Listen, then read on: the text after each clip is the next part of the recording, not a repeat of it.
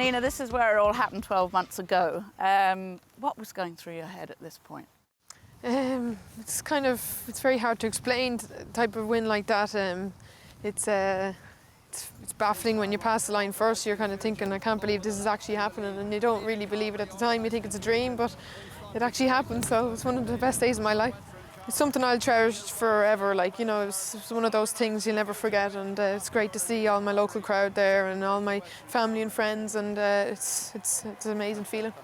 So important with that family connection. Just explain that. Yeah, obviously my granddad, Dan Moore, kicked it all off, and he trained the winner and rode one, and then it was Arthur's turn and he trained and rode one, and then it was my dad's turn then, and he trained and he rode one, so we all followed then. It was my brother Paul won on Bobby Joe, and Philip won on Point Barrow, and then it was me on Organised Confusion, so it's a big line there to follow. So.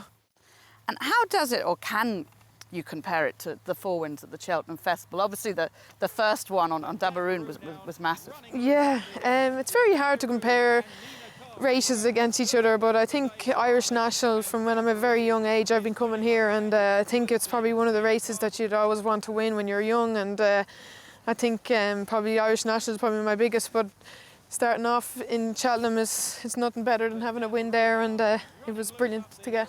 It's DABIROUN and Nina Carberry. It's going to be a third winner of the day for Ireland. Going back to your childhood, Nina, being the only girl with 5 brothers, it must have been crazy. Yeah, I think I had a very good childhood, and it was a great time to be growing up in, and all my brothers were very good to me when I was growing up, and my mum and dad, and they gave us great ponies, and got going very early, and got to find our feet very early, and we all loved the ponies, so it was a brilliant childhood to have. Was it always going to be for you, being a jockey? Was it always going to be that? I suppose the pony racing kind of kicked off for me. It was very good to teach you how to start races, but you'd nearly have to get out of it quick enough, because you'd learn bad habits too if you didn't have people telling you what to do. So for me it was only a bit of fun, and Dad had a few bumper horses at home, and I rode them, and then I suppose it started from there. Ger Lyons helped me a lot at the start, and I suppose my first winner for Noel set it off. Yeah, I remember interviewing after that Ladies Derby there at the Curragh. That was 11 years ago. Yeah, it's hard to believe. Yeah. It was so long ago. Can't believe. But I mean, what a huge influence Noel's had on your career. Little did you know at the time. Little did I know, yeah. It took off then. I suppose it was another few years until I won on DABIROUN when it took off really, but no, I'm grateful for Noel for all he's done for me. It's very hard for women to compete with men, but she's right there with them, and has been for quite a long time.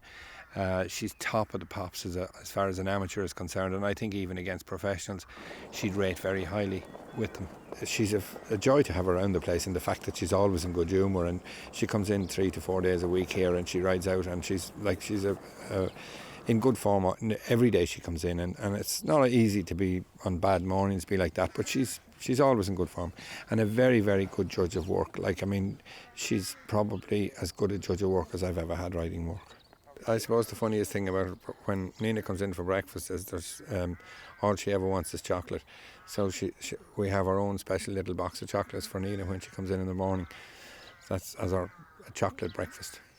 Obviously, Ender Bulger's been a great influence on me too, for the banks and everything, and putting me up on Gardash and Petra was a great partner to have.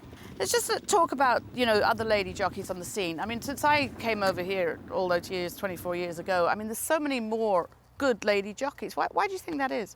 I don't know. I think it's just probably racing's opened up a bit more, and obviously you have Hayley Turner and Cathy Gannon doing great over in England on the flat, and I suppose Katie Walsh and I have done well here, so it's a lot more women that are able to open up their barriers and kind of go for it, and I think it's shown a lot, like Kate Harrington, Liz Lawler. There's a good few girls who are well able to ride, and I don't think trainers are afraid to put them up, so that's a great sign, and hopefully it'll keep going. So Nina, you're a married woman now. You married Ted Jr. there early on in the year. Is that going to change anything for you career-wise? No, definitely not. Ted's a great support and influence on me and my career, so he's definitely going to be a plus to me in a way.